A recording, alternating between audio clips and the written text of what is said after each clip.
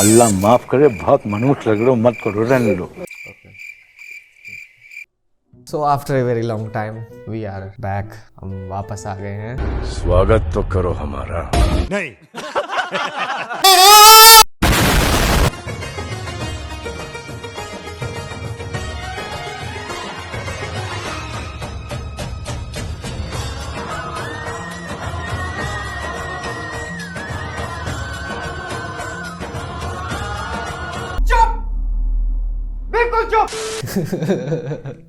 I know यार कि मैं बहुत ज़्यादा लेट वीडियो डाल रहा हूँ एंड आई एक्सेप्ट इट।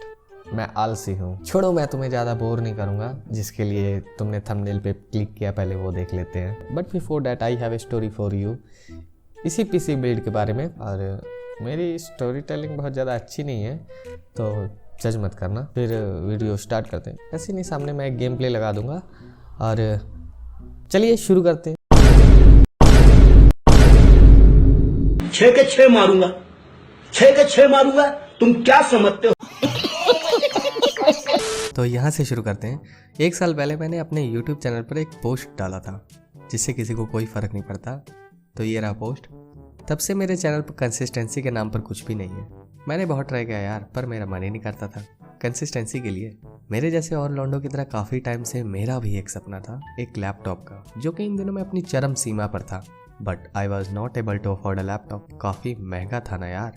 इतने पैसे तो अभी तक YouTube से भी नहीं आए थे। I'm not interested यार, मुझे सुनना ही नहीं है। YouTube से भी पैसे आने में काफ़ी टाइम लग गए और इसी बीच मुझे किसी ने सजेशन दिया कि भाई अगर तू एक गेमिंग और एडिटिंग के लिए लैपटॉप देख रहा है तो तुझे एक सिस्टम बिल्ड कर लेना चाहिए, वो ज़्यादा बेटर रहेगा।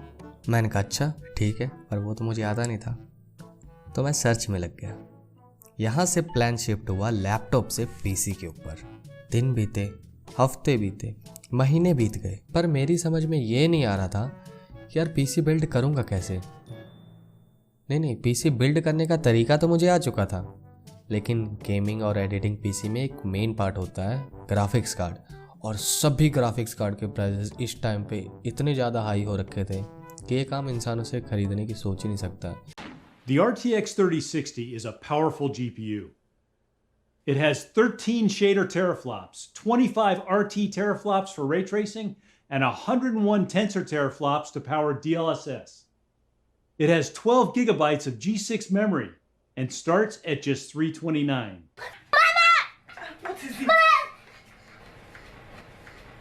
Look at all. Look at all. Look at all our sufferings. While we think a lot of worries. My future, my hope, my aspirations, Mama. Look at what my Papa did. Oh, this one I've been thought about. Just look at. Is it fair? Just imagine, Mama.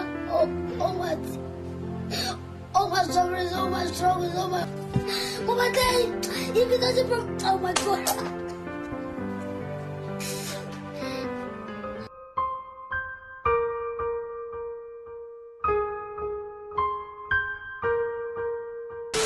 जो graphics card मुझे चाहिए था उसका actual price 18 से 20 हज़ार का था और उसे कोई 55 में बेच रहा है, कोई 53 में बेच रहा है। इतने ज़्यादा हाई प्राइस पे उसे खरीदने का कोई मतलब नहीं बनता था। इतने में तो यार पूरा PC बिल्ड हो जाए। सोचा थोड़ा सा और इंतज़ार करके देख लेते हैं प्राइसेस डाउन होने के। पूरे 2 महीने तक इंतज़ार किया, लेकिन ग्राफिक्स कार्ड के प्राइसेस डाउन नहीं हुए। झूठ बोलो, बार बार झूठ बोलो, जो भी बोल सकते हैं सब झूठ बोलो। अब पैसे तो कलेक्ट हो रखे थे, करें क्या। तो एक बढ़िया सा दिन देख के मैंने एक मॉनिटर ऑर्डर कर दिया अमेज़ॉन से, ये वाला। द डे हैज़ कम जब मॉनिटर की डिलीवरी थी। उस दिन मैं इतना ज़्यादा खुश था कि खुशी के चक्कर में मेरा कट गया। मैंने डिलीवरी वाले को पैसे दिए, अपना मॉनिटर का बॉक्स उठाया और सीधा घर चला आया। मैंने उसे देखा भी नहीं कि मॉनिटर का बॉक्स सही सलामत है या नहीं। घर आकर जब मैंने बॉक्स को ओपन किया और मॉनिटर को प्लग इन किया तो सबसे पहली तस्वीर जो मुझे दिखी वो ये थी। यही नहीं, अभी और सुनिए।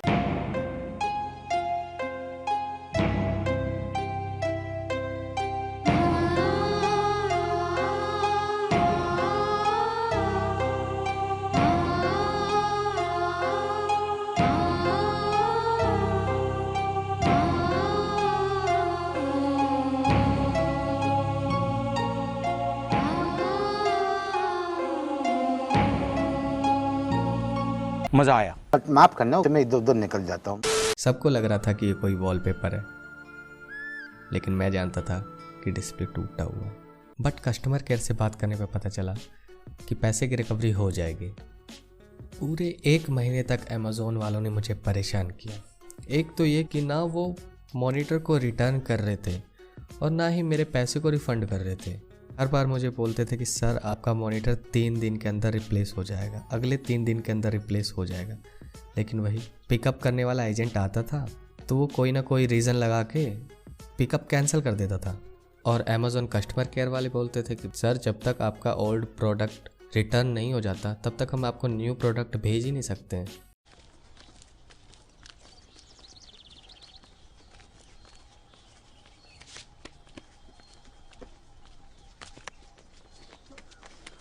सुल्तान, अबे रुक। सुल्तान, क्या कर रहा है? अबे क्या लगता है? अबे लग रहा है। छोड़ी, अबे मैं अपने पैसे की रिकवरी की पूरी उम्मीद खो चुका था, लेकिन 1 महीने बाद मेरी सुन ली गई। अमेज़ोन वालों ने मेरे पैसे मेरे बैंक अकाउंट में भेज दिए थे और अपना प्रोडक्ट भी नहीं वापस लेकर गए। वो अभी तक मेरे पास पड़ा हुआ है। ग्राफिक्स कार्ड के प्राइसेस अभी भी डाउन नहीं हुए थे। 1 से 1.5 महीना बीत चुका था और ज़्यादा इंतज़ार भी नहीं कर सकता था अब मैं। तो मैंने सोचा कि अभी के लिए पीसी बिल्ड कर लेते हैं और एक सस्ते वाला ग्राफिक्स कार्ड लगा लेते हैं। जब प्राइसेस डाउन हो जाएंगे तब बढ़िया वाला ग्राफिक्स कार्ड लगा लेंगे अपने पीसी में। फिर क्या हुआ? फिर क्या, मैंने उठाया अपना मोबाइल, टिकट बनाया और पहली ट्रेन से निकल गया दिल्ली, नेहरू प्लेस। वहाँ पे मेरे एक कज़न ब्रदर रहते हैं, उनको लेकर गया मैं एक बढ़िया से दुकान में। वहाँ पे पीसी के सारे सामान खरीद कर मैंने वहीं पे बिल्ड करवा दिया। मैंने सोचा कि ये लोग फ्री में असेंबल करके दे रहे हैं तो इन्हीं से करवा लेते हैं। पीसी बनवाया और लेकर आया वापस अपने घर। मेरे लिए वो सबसे ज़्यादा खुशी का दिन था और ये खुशी सिर्फ 2 दिन के लिए रही थी, क्योंकि दूसरे दिन में पीसी हो गया खराब।